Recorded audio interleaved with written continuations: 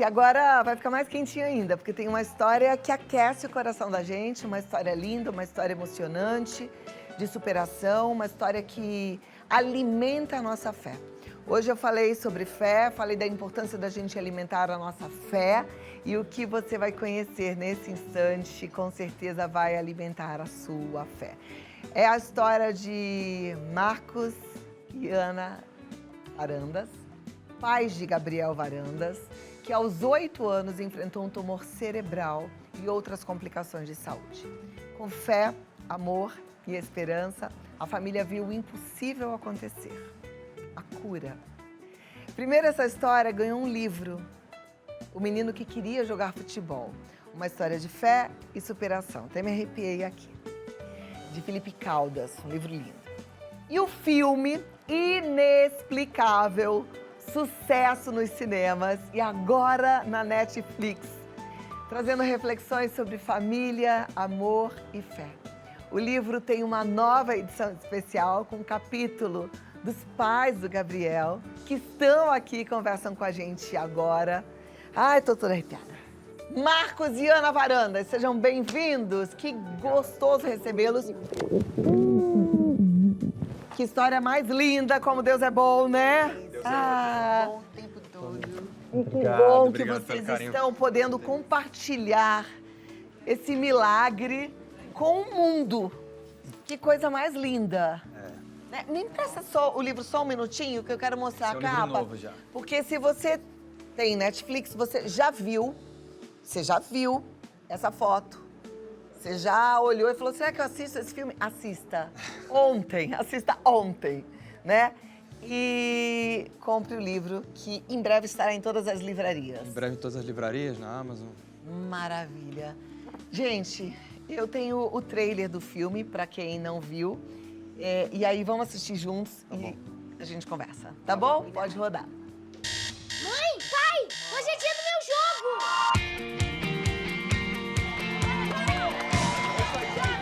Colete!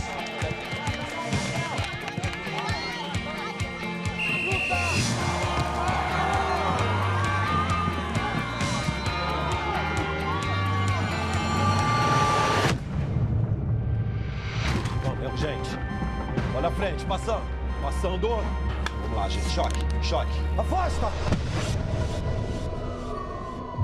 Olha, o Gabriel chegou aqui num estado extremamente crítico, com uma parada cardíaca. All my words fall short. I got nothing new. How could I express all my gratitude? So I threw up my head. Você acha que vale a pena dar uma falsa esperança para os pais? Imagina a frustração que eles vão sentir se isso não der certo. Janine, eles vão perder um filho. Que frustração seria maior que essa? Lembra quando a mamãe falou que ia ficar perto de você o tempo todo? Por isso que eu tô aqui, filho. Se tiver alguma chance, por menor que seja, a gente vai pedir pra eles tentarem. Vai dar tudo certo. Eu não quero assustar vocês, mas eu não posso esconder a verdade. A batalha tá só começando. Eu mesma me encarrego para que tudo seja feito com a máxima segurança. Para eu fazer o meu trabalho bem, eu preciso acreditar que o paciente vai melhorar.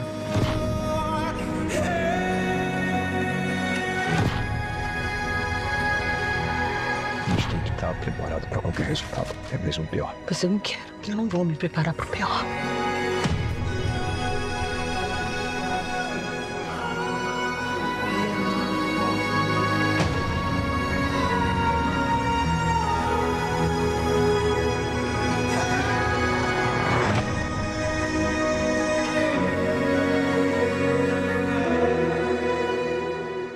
O segredo é que a fé tem que ser maior que o medo.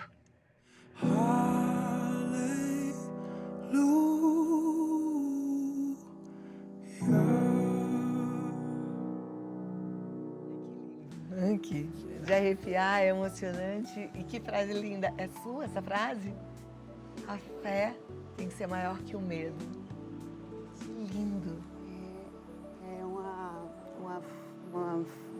frase que me sustentou, né? Diante de tudo que a gente viveu. Hoje o Gabriel está com quantos anos? Completa 20 anos agora em junho, né? Está completando Próxima 20 semana. anos. Semana que vem, dia 19 de junho. Ele faz 20 anos. Está completando Tá 20 bem, anos. saudável, dirigindo, namorando, na faculdade. graças a Faculdade, Deus, bem. não toma nenhuma medicação, Não tem nenhuma restrição. não tem nenhuma sequela. Tá ótimo. Olha, aí ele ainda era Tinha um uma- menininho. aí ele Foi tinha 5 nessa anos. época que Foi um vocês pouco- descobriram? Foi um pouco depois. pouquinho depois. Aí ele tinha 5 anos, foi aos 8 que a gente descobriu. Como é que foi a descoberta desse tumor? Ele era uma pessoa, um atleta, aos 8 anos, mas já vivia essa vida de futebol, de futsal. Essa aí foi pouco tempo antes da cirurgia, né, da descoberta. Ele tinha sido campeão paraibano de futsal. E aquela rotina de atividades diárias no esporte. Só que, exatamente dias antes da gente descobrir o problema, ele começou a apresentar episódios de dores de cabeça que não cessavam, hora nenhuma. Era todo momento com dor de cabeça. E aí até que depois de 10 dias seguidos, né, Iana resolveu levá-lo a um oftalmo. Eu digo que foi contra a minha vontade, porque ele ia ter treino, então eu não queria que ele faltasse o treino, não imaginava que teria um problema tão grave. Mas a mãe, né, tem aquele sexto sentido e levou o Gabriel lá. E lá na terça-feira, era uma terça-feira, dia 22 de outubro, à noite, a gente teve ali um primeiro pré-diagnóstico, né, que Gabriel teria algum problema na cabeça, mas não sabíamos ainda qual. No dia seguinte, fomos ao neurocirurgião, o Dr. Christian. No primeiro exame ele também já identificou que era algo mais grave e que a gente precisaria fazer uma ressonância magnética. Fizemos à tarde e lá foi constatado que ele tinha um tumor cerebral de 4 centímetros e que precisaria ser operado com muita urgência, né? E no outro dia a gente conseguiu fazer a cirurgia dele. Então, em espaço de 48 horas, mudou toda a nossa vida, né? Mudou a vida Uma terça para uma quinta. Uma terça para uma quinta. E foi uma cirurgia de 8 horas, uma cirurgia longa, né? Mas ali ainda estava só começando a nossa batalha, né?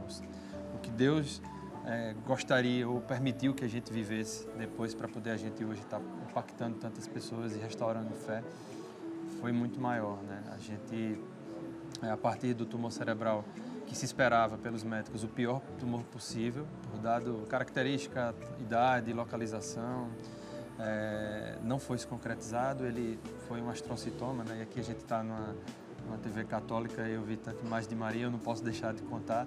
A patologista, quando sai do exame com a imagem, com o material, né, com o tumor, e ela chega em casa, coloca aos pés de Maria, faz uma oração e vai dormir.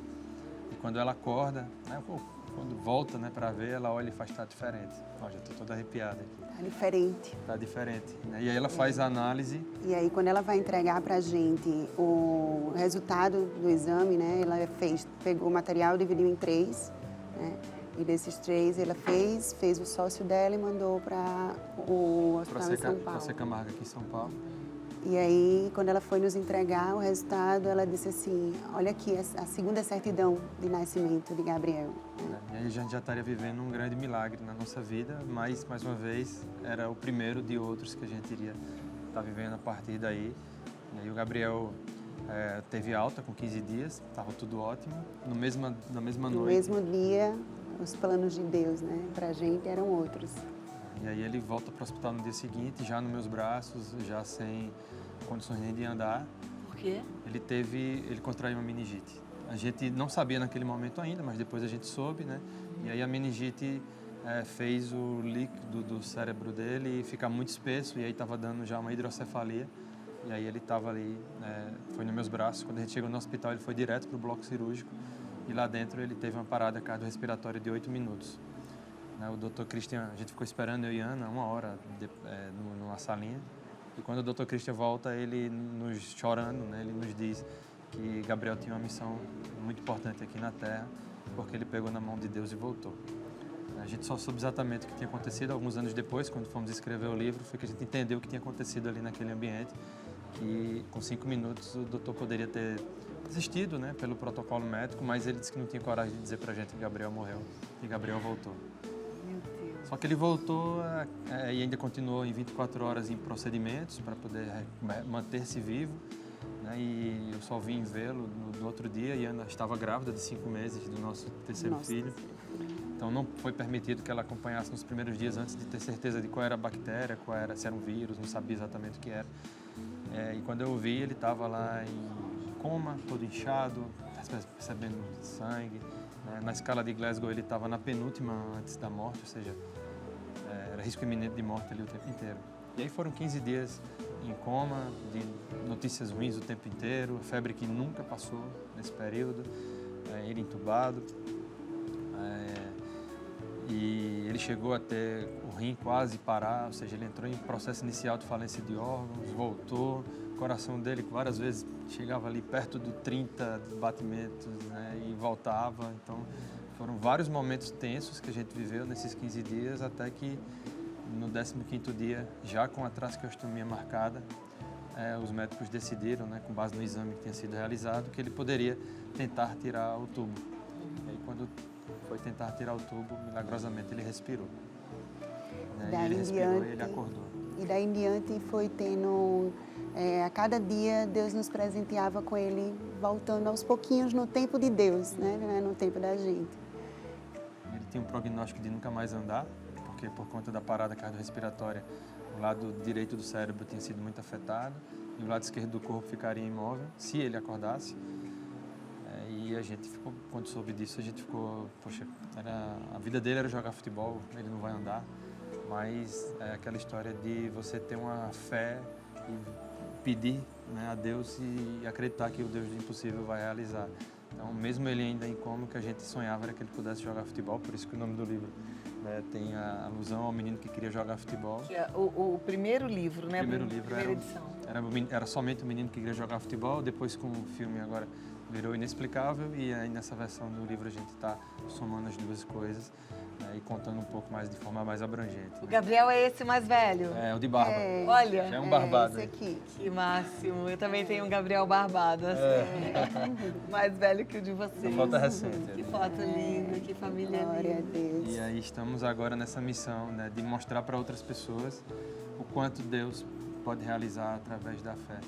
Que lindo. Como é que o Gabriel lida com toda essa história? Porque ele era um menino, mas hoje ele entende que ele é um milagre. Aliás, todos nós somos um milagre, né? Isso a gente não pode esquecer. Mas o Gabriel, ele passou por momentos em que ele ganhou a vida de novo, né? Como é que ele lida com isso? Ele não lembra de muita coisa, né, da vivência que ele teve, que eu digo que Deus é tão maravilhoso que até isso Deus fez, né, dele não lembrar dos momentos difíceis que ele viveu, né, mas assim, hoje ele vive com muita gratidão, né, ele vive engajado em momentos de igreja, né, encontro de crianças, de adolescentes, né, ele participa de EJC, né, e o que é muito encantador, né, é a permissão de Deus, porque quando a gente estava lá, né, no leito, né, na UTI, a gente sonhava muito, né, no testemunho. A gente dizia, né, quando a gente sair daqui, a gente vai testemunhar, né, vamos testemunhar e até você conseguir, você fazer o seu próprio testemunho, né. E a gente também recebeu essa graça. Há uns 20 dias atrás, ele testemunhou para adolescentes, né, o primeiro testemunho dele, né, da obra de Deus na vida da gente. Agora, Ana e Marcos, sempre que eu vejo uma história linda assim, com um final feliz, eu penso em quem de repente está nos assistindo e que está sonhando com um final feliz. Mas eu digo sempre que a gente conhece o capítulo de hoje, do instante agora. Deus já leu o livro todo. Ele sabe o que é melhor, o que é pior pra gente, e todas as coisas cooperam pro nosso bem, então vai acontecer o que tem que acontecer da melhor forma possível. E muitas vezes a resposta de Deus é não. Não, agora eu preciso desse filho de volta, né? O que vocês falariam agora para as pessoas que estão assistindo e que receberam um não de resposta de Deus? Vocês receberam um sim, mas vocês hoje conseguem entender a dor de quem está passando por isso, né? A gente viveu a UTI por 37 dias de UTI, né? Então a gente viveu não só a nossa história, como a história de outras pessoas que também estavam lá.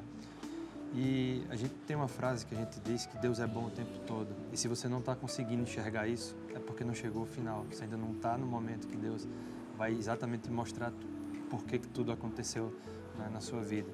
E o milagre na vida de cada um é diferente.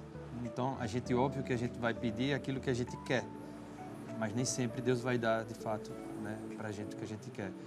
Como até no filme, né, tem um discurso final que sou eu e Ana lá no filme falando sobre, né, a gente não sabe por que foi o nosso filho que foi escolhido, por que a gente foi escolhido para estar aqui. A gente não sabe, um dia, daqui a uns 100 anos, quem sabe, eu vou perguntar a Jesus tudo. Mas por agora o que a gente diz é: viva o seu milagre. Não é o milagre do outro que é igual ao seu, é o seu milagre. Então a gente tem tido acesso a muitas outras pessoas que têm contado pra gente suas histórias e que, por exemplo, pessoas que perderam seus filhos, mas que hoje são engajadas em ajudar outras tantas famílias. De repente ela encontrou o milagre dela na dor, né?